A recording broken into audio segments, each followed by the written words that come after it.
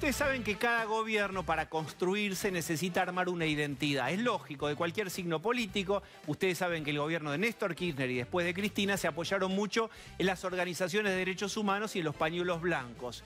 No es que haya dejado de hacerlo Alberto Fernández, por supuesto que esto es parte constitutiva de su identidad, pero le agrega algo que después lo refuerza la pandemia. La idea ya no de los pañuelos, sino los delantales blancos. Un gobierno de científicos, los investigadores, volver de secretaría a ministerio, nos referimos al Ministerio de Salud. Y en este contexto, por supuesto, de pandemia que refuerza la idea de los infectólogos como pilares atrás, incluso escenográficamente, de cada acto de Alberto Fernández, aparece puesto en un panteón, es decir, de los indiscutibles del peronismo, Ramón Carrillo. Ramón Carrillo, dicho incluso por los médicos, fue un gran sanitarista, fue el primer ministro de Salud, hizo un montón de cosas, grandes campañas de vacunación, cientos de centros de salud y hospitales. Digamos, si vos querés entrarle al peronismo, tenés tanto para entrarle, pero Ramón Carrillo venía siendo medio intocable por esto que yo te estoy contando. Sin embargo, ahora que apareció esta idea de recuperar la figura de Carrillo y la idea del billete, que no sabemos si va a avanzar o no, ¿qué me decís, Lili, que avanza? No, el presidente ya lo dijo, fue un proyecto que estaba en estudio y que se decidió no avanzar, es la información oficial. Muy bien, digo, en función de esto, la pregunta es, Carrillo, en ese lugar de panteón de intocable, ¿tuvo ideas asociadas al nazismo? ¿Adhería a ideas nazis? ¿Cuál era la relación sobre sus ideas con la homosexualidad? Digo, ¿se puede leer desde ahora, con categorías de ahora, lo que pensaba alguien hace 70 años u 80? Lo digo porque la Organización Mundial de la Salud cumplió hace 2 días, se cumplieron 30 años recién de que la Organización Mundial de la Salud dejó de considerar a la homosexualidad como una enfermedad. Así todo es una figura cuestionada, Carrillo, por algo que les vamos a contar ahora. Miren esto primero. Ginés, ministro, querido Ramón Carrillo, perdónalos, es el viejo odio contra lo nacional y lo popular que reaparece. Ramón Carrillo, santiagueño. Pues bien, Uki Goñi, estadounidense, vivió muchísimos años en Irlanda. En los 80 ya estaba en Argentina porque su padre era diplomático. Un día fue, siendo el músico y poeta, con unos poemas al Buenos Aires Herald, donde estaba Cox, que fue una referencia. Y Cox le dijo, mira, nosotros no publicamos poemas, si querés te tenés que poner a hacer periodismo. Y él lo hizo, y ahí empezó a contactarse con madres y abuelas de Plaza de Mayo, a darles una voz allí, y más tarde publicó El Infiltrado, un libro que refiere a Astiz, la ESMA, lo reconocen, lo conocen, y La verdadera historia de Odessa, que es la conexión de los nazis viniendo a Argentina. Uki Goñi, ¿cómo estás? Bien, Diego, qué lindo escucharte. Bueno, ¿cuál es tu mirada y qué te permiten tus documentos recuperar del vínculo de Carrillo, si es que lo hubo, con ideas nazis? Mira, acá es una situación incomodísima para todos, ¿no? Principalmente para la familia de Carrillo, que obviamente están en la incomodísima situación de tener que salir a defender a su abuelo, que murió hace 66 años, ¿no? Incómodo para el gobierno, que quería poner a Carrillo y incómodo también para las comunidades, la comunidad judía, o para algunos, que sintieron incomodados por las relaciones de Carrillo con algún nazi que escapó a la Argentina. Y esto es creo que hay un error de base acá, que el Centro Wiesenthal, que es el que salió a protestar por la idea de poner a Carrillo en el billete, hay razones para cuestionar a Carrillo y el hecho de que tenía un nazi trabajando con él, pero el Centro Wiesenthal se equivocó en salir a atacar personalmente a Carrillo, en decir él era simpatizante nazi o que se había sacado una foto con Hitler, para lo cual aparentemente no habría base. Entonces, yo siempre en mi trabajo, que es siempre espinoso hablar del tema nazismo en Argentina, siempre me cuido. Perón no era nazi, Carrillo no era nazi. Y hay que porque acá se usa, los antiperonistas atacan al peronismo por el vínculo con el nazismo y los peronistas dicen que el vínculo con el nazismo es un invento de propaganda gorila. Ninguno de los dos está acertado y a la vez los dos están acertados, porque la responsabilidad es nuestra como argentinos, más allá de quién haya sido presidente en aquel momento. Yo te escucho atentamente. ¿Cuál es el señor, el danés que vino a trabajar al Ministerio de Salud de Ramón Carrillo? ¿Y cuál es la objeción que hay sobre él? Acá hay una... Yo en mi libro lo publiqué originalmente, La auténtica Odessa, donde investigué sobre el arribo de nazis a Argentina en el 2002. Y ahí estamos yo ya había viendo descubierto... ahí legajo personal de este señor danés, ¿sí? El triángulo rosa, a lo mejor vos no lo ves porque estás mirando la cámara. ¿Qué son estas fotos? Claro. Ahí estás viendo, bueno, estamos hablando de uno de los peores criminales que vino a la Argentina, nazis, ¿no? Es un médico danés, oficial de las SS, que él se le ocurrió en su locura esa de los nazis, esas ideas adolescentes que tenían, que había encontrado una cura para la homosexualidad. Se contactó con Himmler, que era el líder de las SS, y firmaron un contrato con el cual Himmler le financiaba la investigación para esto y le proveía de seres humanos homosexuales sobre los cuales experimentar su invento. Entonces, y a cambio, las SS van a recibir parte de las regalías de la patente del invento que ellos suponían iba a ser un éxito comercial. Barnett fue al campo de concentración en Buchenwald, donde había un grupo de homosexuales que usaban un triángulo rosa, que ese es el triángulo rosa. ¿Viste? A los judíos les ponían la estrella de David y a los homosexuales tenían que portar un triángulo rosa, para que él experimentara sobre ellos. Y el invento que es una aberración absoluta, ¿no? Porque ni siquiera se puede decir que es un científico, tienen como la mente, como Joseph Mengele, el médico en Auschwitz que experimentaba con mellizos. Este hombre decidió experimentar con la homosexualidad. Entonces, su invento consistía en algunos los castraba, algunos de los homosexuales ahí en Buchenwald, a otros no, y les implantaba en la ingle una glándula artificial que despedía testosterona. Y él asumía que con eso se iban a curar de su homosexualidad. Por ejemplo, hay muchos detalles sobre esto. Hay, por ejemplo, Barnett escribió a Berlín, le informa a Himmler que un teólogo judío homosexual de 55 años le había implantado esto en la ingle. Los prisioneros le llamaban rocas de fuego a lo que implantaba Barnett porque era tan doloroso el procedimiento. Entonces le informa a Berlín que este hombre había empezado a fantasear con mujeres y que se había curado de su homosexualidad. Entonces, esta es la clase de criminal aberrante del cual estamos hablando, ¿no? O sea, no es conocido el nombre Karl Barnett, obviamente no es conocido como Joseph Mengele o Adolf Eichmann, pero estamos hablando de criminales, no es un científico. ¿Qué hizo Barnett en Argentina? Es un asesino disfrazado.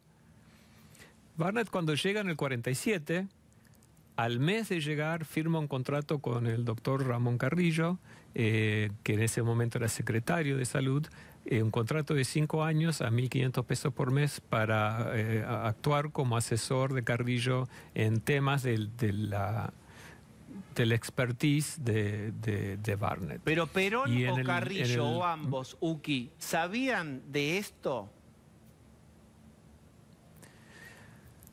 Ahí entras en un terreno muy resbaloso. ¿Cómo puedo yo saber si Carrillo estaba al día? Ahora, Carrillo era un hombre sumamente inteligente, un hombre sumamente preparado, un científico. Barnett también se consideraba un científico. Pensá que cuando firman el contrato, apenas 2 años antes,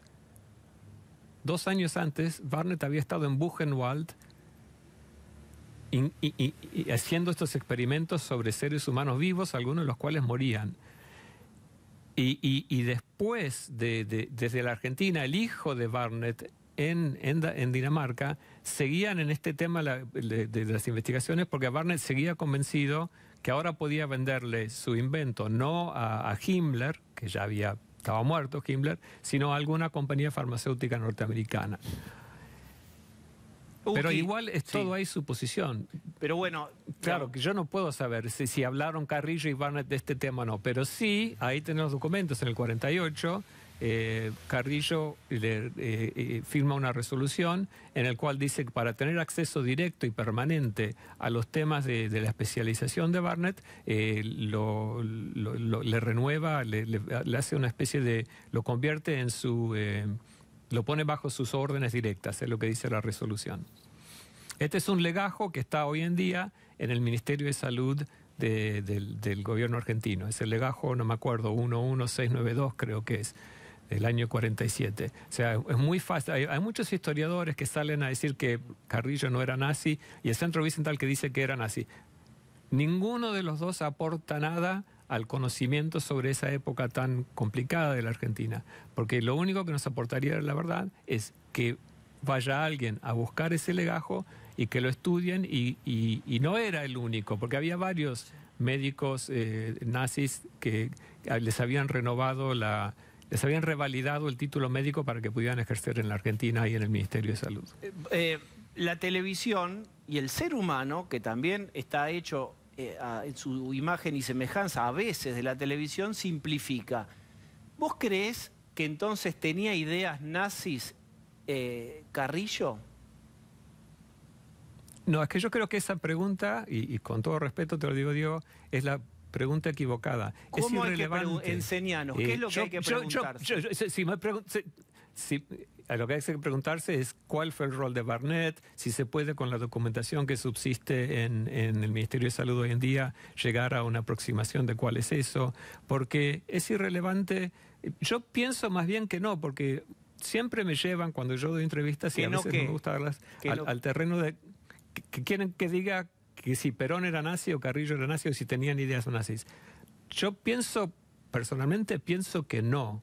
Ahora, que pueden haber sentido curiosidad, interés en tener esta clase de científico, entre comillas, porque no era un científico de verdad Barnett, pero sí puede haber habido una fascinación no sé, pero no es importante cuál... Y me parece que además es entorpecer la posibilidad de que los argentinos nos podamos poner de acuerdo con esto, porque no es insultando a Carrillo o a Perón diciendo que tenían ideología nazi que podemos llegar a reconciliarnos con un pasado que es duro para todos, porque, insisto, el nexo con el nazismo no empezó con el gobierno del GO o después con Perón. Ya había empezado en el 42, 41, el 43. Ya había nexos entre el servicio secreto de la CSS y la inteligencia naval argentina. O sea,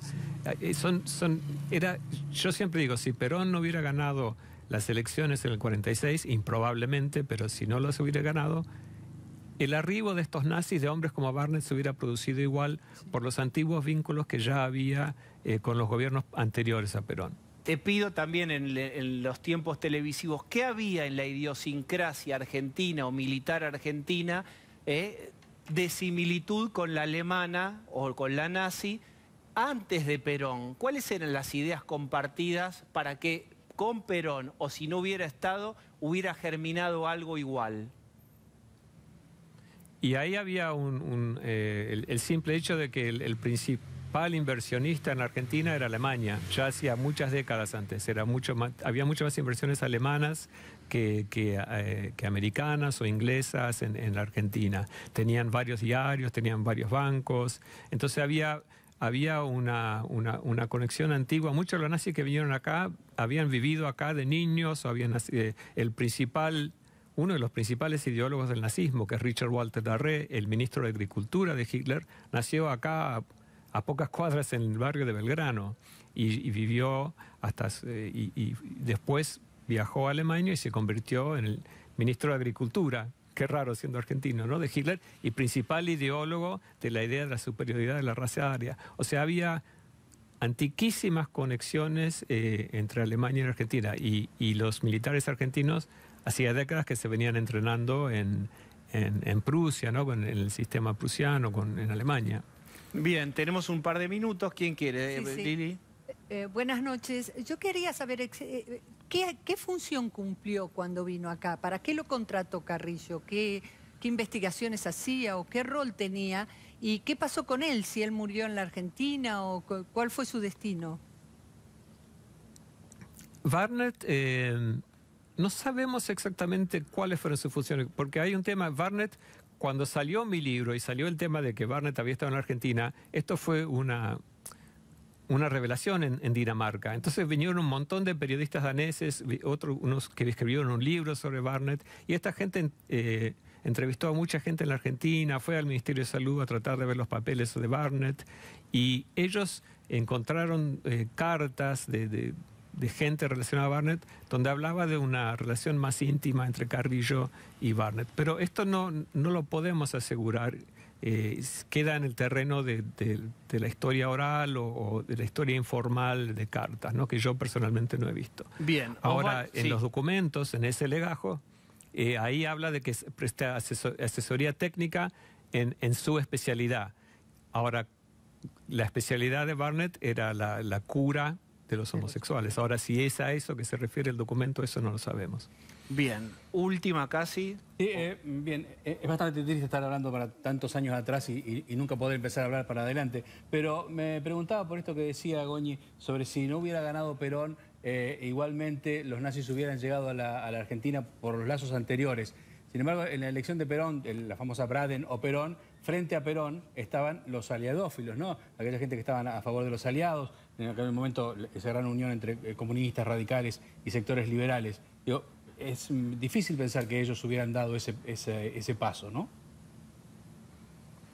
Mira, por ahí hubiese tenido otro matiz, pero no, porque en el 1943, antes del GO, el Servicio de Inteligencia Naval Argentino firmó un acuerdo con el Servicio Secreto de la CSS que operaba en Latinoamérica para darle pasaportes y documentos argentinos a los SS que estaban dando vueltas por el continente americano. O sea que ya antes del GO se había armado esta costumbre de darle documentos argentinos a nazis. Y esto lo sé porque está en los archivos alemanes toda la documentación sobre esto. Y entonces, la continuación después de la guerra, cuando se le otorga papeles argentinos a los nazis para que vengan, no es que nació con Perón, ya había nacido antes de que el GO llegara al poder. Entonces, a mí me parece que no conduce a nada tratar de echar la mancha del nazismo sobre el peronismo sin hacernos cargo todos los argentinos de esto. Porque es un tema de los que... Los dos nos estamos lavando las manos. Los peronistas diciendo es propaganda gorila y los gorilas o los antiperonistas diciendo fue solo los peronistas. No, mi trabajo, que trata de no ensuciar a nadie con el mote de nazi, es que me indica claramente que es algo que pasa a través de toda la sociedad argentina, peronistas y antiperonistas. Bien, Uki, muchas gracias. Yo quiero agradecer también a gente que aportó material, no tuvimos tiempo de leerlo por cómo se desarrolló. Ignacio Clopé también, que escribió sobre Carrillo. Yo creo, Uki, que la vamos a tener que seguir en algún momento, si sos tan amable. ¿Cómo no? Gracias.